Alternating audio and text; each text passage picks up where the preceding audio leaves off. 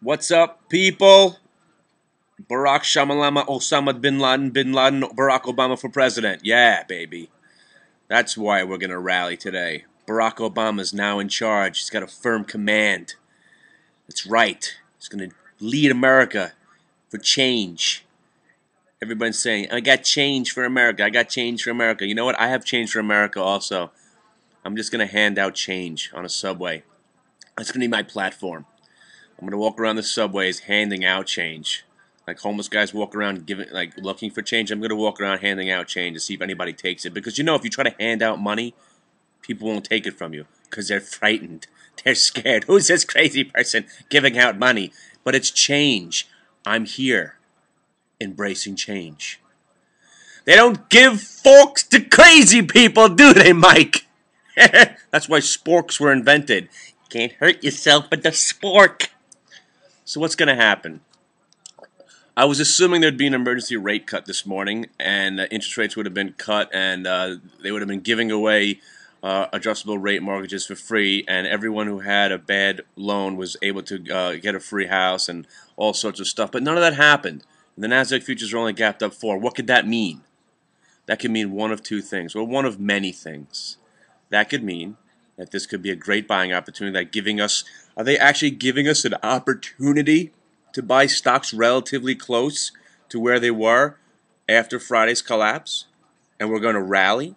Or nobody's ready to buy, nobody wants to buy, no one's going to buy, and as soon as the market opens up, we're just going to drop and continue the sell-off, and everything's going to go to hell?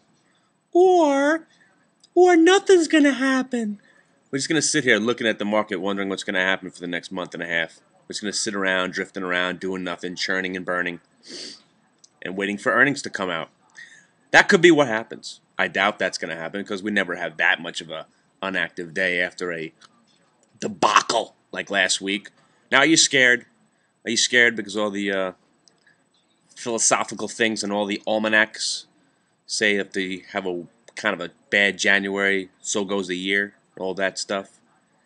What you should be nervous about is that we sold off without any specific reason. Now they're giving us a reason that it was the jobs report. Come on now. When we're hanging on to reports, so we're waiting there at 8:29. Oh God, what's gonna happen? That means the market's weak. When the market's strong, we don't give a shit about reports. We're going up. It doesn't matter what they say. You're embracing the horror. Bull market's intact, and we run and run and run. But when you're sitting there, oh God, I hope this next report. Oh God, what's the next report to come out? What is it? Is it Tuesday? Is there a 1:30 oil inventory report? Oh God, is there an EBITDA thing coming out? Oh jeez, I better not put any trades in until that number comes out. You know that we're in a weak environment where everyone's scared as hell. And what do I say? Cash. Cash is king. That's why you better stop lowering interest rates. All my money's in cash right now. Of course, I've always been short the Qs. It just depends on what capacity I'm short the Qs. Either I'm short the common, which is normal, or I'm got the puts, which is when I'm really feeling like losing money because I never make money buying puts on the Qs. Or what I generally am doing is I sell out of the money calls. Naked. Ooh, naked calls. Sexy. I sell naked calls so I can at least have a little cushion if they start ripping up in my face, the Qs that is. So right now I've been selling Marches, obviously, because I've been saying since November that March will probably be a decent time to be buying stocks back if this continued sell-off happens January, February, March. I was looking at June. I was selling March 60s on the calls. I've been selling Junes. I'm already going out to June. Stupid that I am. Not looking to hold on to them, obviously, to expiration, but at least it gives me a little bit of a cushion in case it goes against me.